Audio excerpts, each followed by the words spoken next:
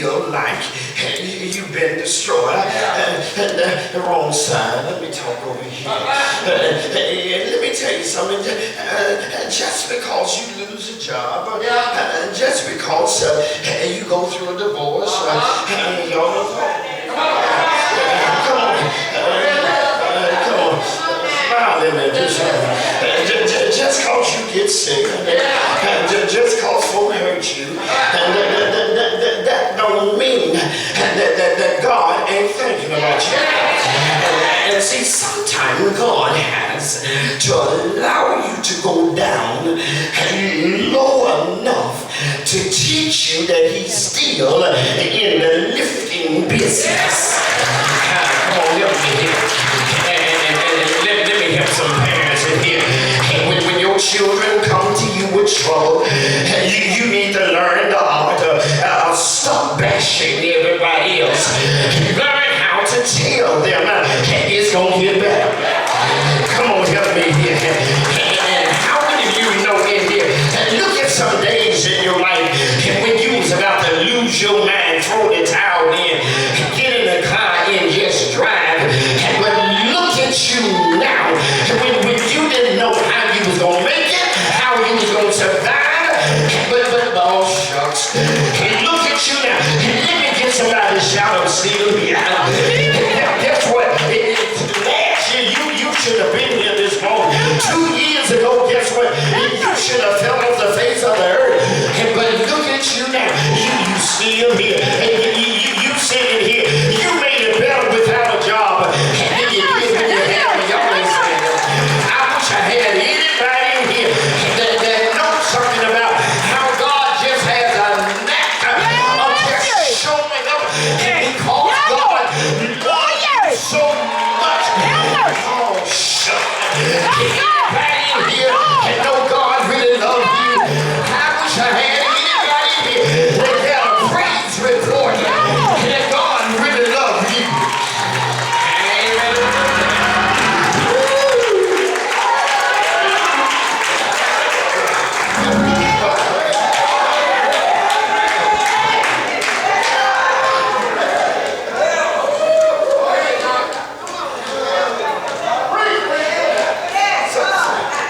Guys, y'all talk to me. So what? Sometimes life can be destructive. And I want to appeal to your senses this morning that guess what? Don't let these folk in here with these suits and dresses on fool you.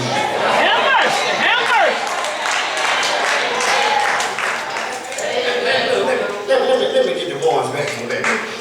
Don't let these folks sitting up front make y'all think that everything is just hunky-dory. I want to say something, but I got some visitors. Let me clean it up.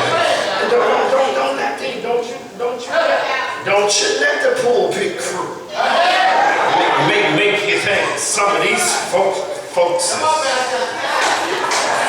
up here ain't got no trouble now.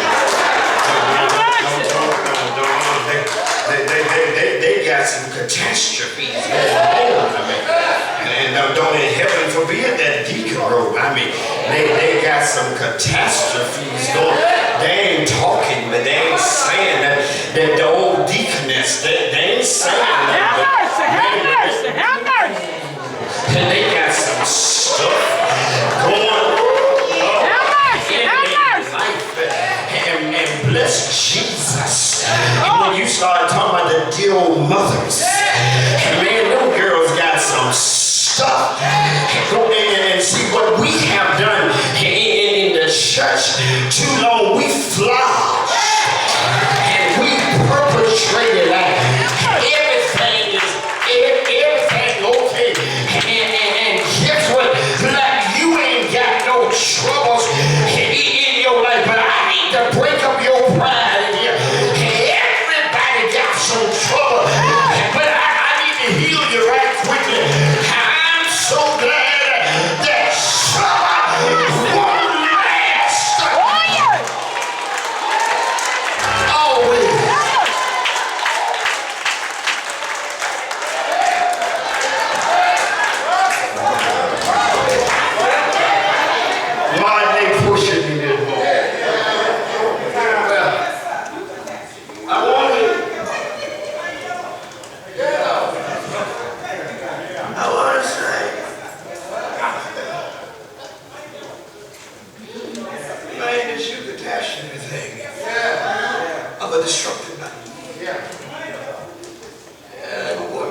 it's destructive, and when you can get on the page with me, that's when you got devastation. You got downfall. You got havoc. And it's hard to deal with downfall, devastation, and havoc. And I got a long time to preach, Lord. Watch this. Sometimes the problem is not so much that God has to take you through the Eucatastrophe. Sometimes God has to get somebody else in your family that's close to you. Let me whitewash that real good. How many of you ever just love somebody in your family? No, outside your family.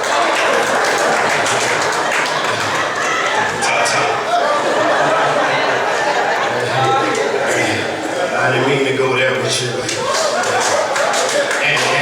And have you ever noticed something about loving?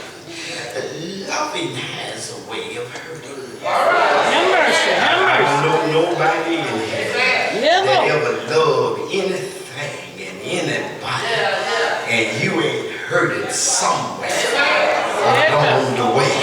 Now, I know y'all trying to patch it up with your little clothes on this morning, but I got some hurting babies in here. And man, that thing becomes destructive. Matter of fact, you ever had an incident in your life where you just got floored, and man, you didn't think that you,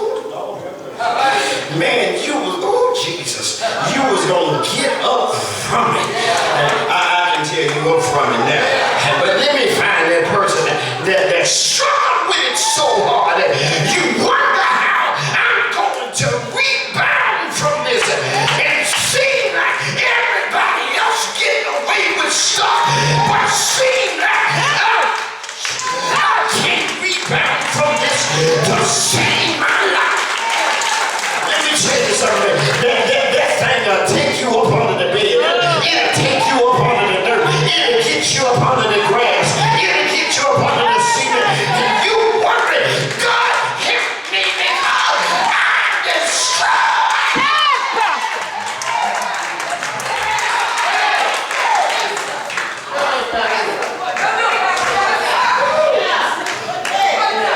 Hold on. If the Holy Ghost let you sit down, So I want to deal with this. I want to deal with this. I want to talk about this Eucatastrophe. Of a destructive life. Holy branch, I'll be there in a moment. I'm trying to get somewhere. Matthew. And I know y'all been waiting. I ain't even got to the body. Oh man, that introduction was quite long. I can do better now.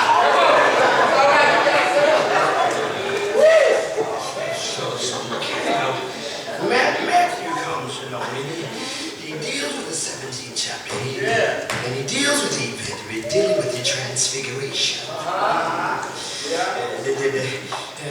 The transfiguration of Christ is one of the key events, part of his earthly ministry. And this was the only time his glory was veiled in human flesh and was allowed to shine forth. And that's for those of you that read the Bible. The word transfigure is the same as the English word called metamorphosis. Lord have mercy. Here I go again. I ain't clean this thing. A metamorphosis means to change. Hold on. You ain't got all this definition. It means change within. It means change within. Y'all missed that. Let me go to rewind. There it comes. Guess what? It means change within. Now, I need to deal with this for a moment. A lot of you babies in here, you're notorious for changing on the outside. Now, come on, help me here. You can flip your hair to the left, flip it to the right, get you some Miss Claro, do like me, cut it all off. Do something. I mean, you can get some new clothes, and you look pretty good this morning. And guess what? You can get you some new eyewear. Lord have mercy. You can get you some of the Miami stars. And you can get you some stilettos. I got some of these women here. They know what I'm talking about. Man, you can change that thing on the outside. And one of the things that I know about this branch of Zion, a lot of you babies are good about changing it on the outside. But you ain't had a metamorphosis where you change on the inside. Come closer and talk to me. Cut off your hair off if you want to.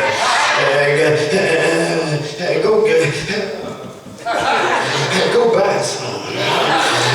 You can braid it, do whatever you need to do. I don't care what you do. But the change on the outside is not like the change on the inside. And when you read the 17th chapter, this glory was not the reflection of an outward light, but it was a revelation of an inside glory. I don't need to preach this because this is another day's sermon. Let me try to really need to leave that part alone. Man, that's a revival note. That when you start dealing with the inward glory. When you deal with the inward glory is when you pull up to a stop sign and you start smiling at the stop sign, and because God been good to you. Anybody here ever was sitting in the car and you were just waving your hand, magnifying the Lord, and folk was blowing the horn and you couldn't move? That's when you give an inward glory, because you got something going on the inside. I wish I had anybody here ever had an inside job. Ain't nothing like having an inside job. When you start thinking about how good God been to you, when you think you can thank, let me say it again, when you think you can thank, when you think about what He done for you, you can just start thanking God. When you think about how He brought you out, you can just start thanking God. All right. They ready. Rich ain't ready yet. Watch this. Oh, y'all with me? So, chapter 17. He deals with some participants. And there were about 7 participants. You had Christ, you had Peter, you had James, you had John, you had Moses, and you had Elijah, and you had God the Father. Now 7 is the perfect number. I know y'all ain't read that. But Peter, James, and John had 3 special experiences with God. First of all, they had an experience with Him on the mountain of transfiguration. The next thing that they did, they had an experience with Him at the home of Jairus. And the third experience that they had with Him was in the Garden of Gethsemane.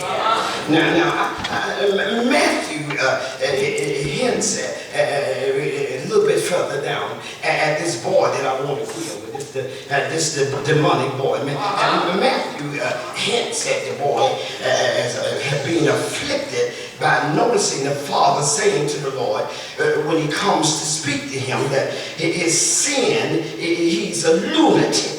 Matter of fact, he says that my son is very ill. Matthew uses the word lunatic.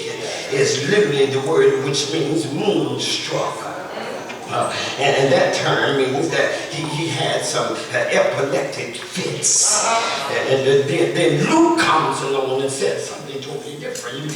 When you look at Luke 9 verses 39, he describes him as being a young man. And Mark 9 verse 25 says that the young man was unable to speak, but not only that, he's unable to hear. I wish I had some preachers like this.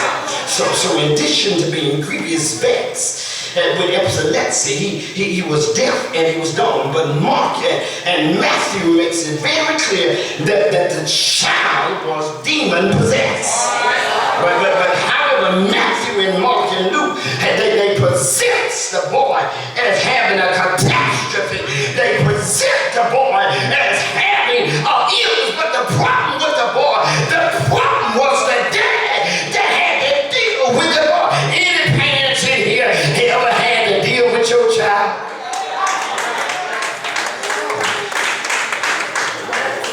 I want to make a couple points on the beach family.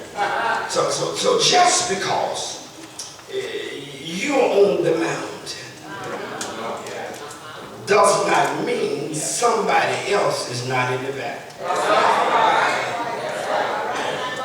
Okay, all right. Watch this. Sometimes God got to let you be in the valley to learn how to appreciate a mountaintop experience. Now that's for the folk in here ever been in the valley. Look, you ain't willing to put your mouth on nobody if you've been through the trouble.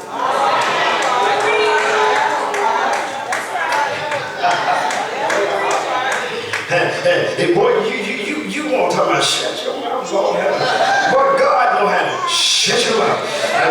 Shut your mouth. God lets you go through the same thing that you told everybody else.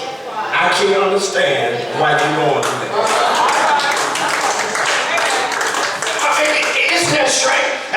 You the man want to talk about somebody else's child.